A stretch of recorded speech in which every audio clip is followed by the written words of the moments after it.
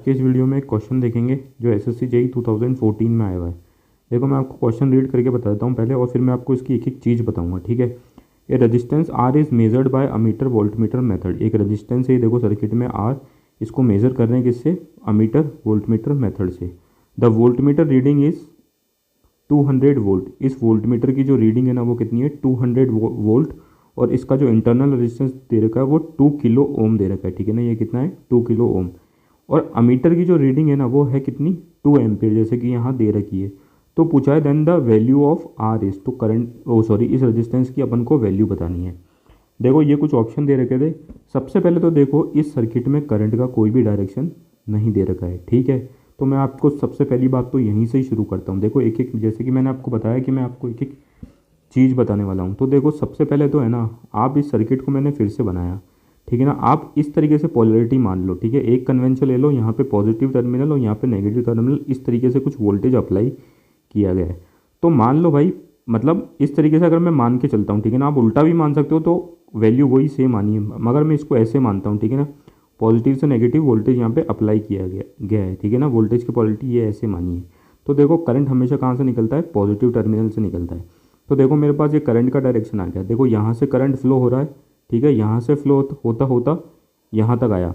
अब यहाँ से आधा, थोड़ा करंट तो इस ब्रांच में जाएगा और थोड़ा करंट इस ब्रांच में जाएगा। कितना जाएगा अपन को पता नहीं है, अपन वो कैलकुलेट करेंगे, ठीक है ना। यहाँ से इस नोड पे आके करंट, ये जो आई करंट होगा वो डिवाइड हो जाएगा किस में? I1 में और I2 में। तो सबसे पहले तो देखो अपने पास एक करंट की डायरेक्शन निकल के आ गई, ठीक है। अब देखो सिंपल सी बात, अपना काम और आसान हुआ। अब देखो यहाँ पे अपन सिंपल सा I2 बिल्कुल आसानी से कैलकुलेट कर सकते हैं, क्योंकि अगर ये वोल्टमीटर रीड कर रहा है 200 वोल्ट, ठीक है ना, और इसका जो इंटरनल रेजिस्टेंस है वो 2 किलो ओम है, तो इसका जो करंट है, ये जो I2 करंट है वो आसानी से फाइंड करा जा सकता है किस फॉर्मूले से? V equals to I R. V equals to I R मतलब I equals to V upon R. तो यहाँ पे जो I2 है अपना वो कैलकुलेट होके आ जाएगा।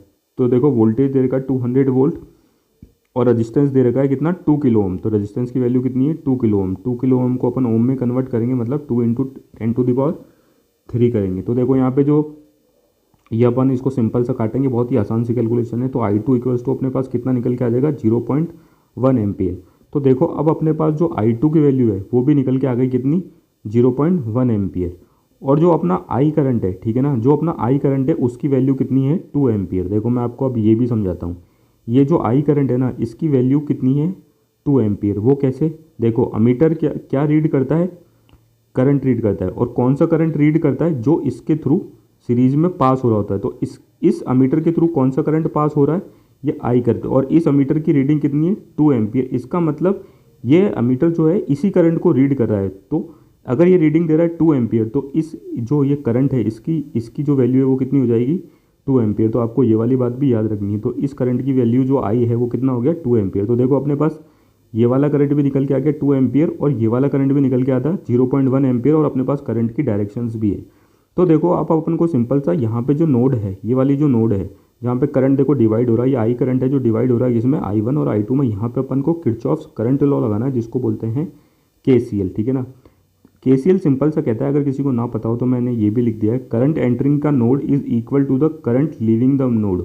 मतलब एक नोड पे जितना करंट एंटर करता है ना वो किसके इक्वल होता है? जितना करंट लीव करता है। इसका मतलब देखो यहाँ पे जो करंट एंटर कर रहा है वो कितना है? I1। तो देखो करंट I1, तो KCL के अकॉर्डिंग ये किसके इक्वल होगा? इक्वल्स टू किससे होगा? जो करंट लीव कर रहा है। तो कौन कौन से करंट लीव कर रहे हैं? I2 और I3। तो I1 इक्वल्स टू कितना हो जाएगा? I2 plus I3। अब देखो यहाँ पे भी देखो करंट कौन सा एंटर कर रहा है? I1। और करंट दो करंट कौन से लीव कर रहे हैं? वो ये I1 करंट किसके इक्वल हो जाएगा? जो करंट लीव कर रहे हैं, मतलब entering current equals to leaving current. तो एंटरिंग करंट कितना है? I। ये किसके इक्वल होगा? जो करंट लीव कर रहे हैं, मतलब I1 प्लस I2। तो देखो यहाँ पे ये आ गया। अब अपने पास I और I2 की वैल्यू है, सिंपल सी अपन I1 की वैल्यू निकाल सकते हैं। देखो यहाँ पे अपने पास I की वैल्यू 2 एम्पियर लिख दी और I2 की वैल्यू 0.1 एम्पियर लिख दी। तो I1 की वैल्यू सिंपल सी आ जाएगी 0.1 को इधर लेके जाके।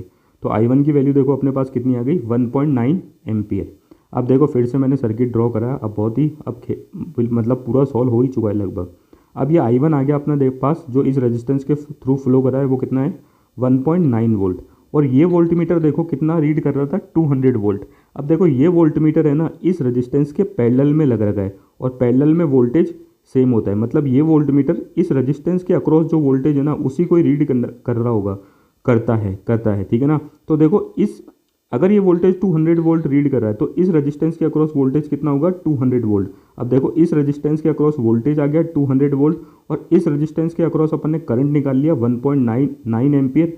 तो देखो वापस से अपना एक रिलेशन होता है V equals to I R. अपने पास V की वैल्यू पता है 200 वोल्ट, और अपने पास I की वैल्यू पता है 1.9 एम्पियर। तो अपनी रेजिस्टेंस की वैल्यू आ जाएगी सिंपल सा 1.9 को इधर ले जाके तो 200 अपॉन 1.9। अगर इसको सॉल्व करेंगे ना अपन तो ये आ जाएगा आंसर, रेजिस्टेंस की वैल्यू 105.3 ओम। देखो यही ऑप्शन में 105.3 ओम, ये मैं आपको यहाँ पे दिखा दूँ 105.3 ओम। Thank you.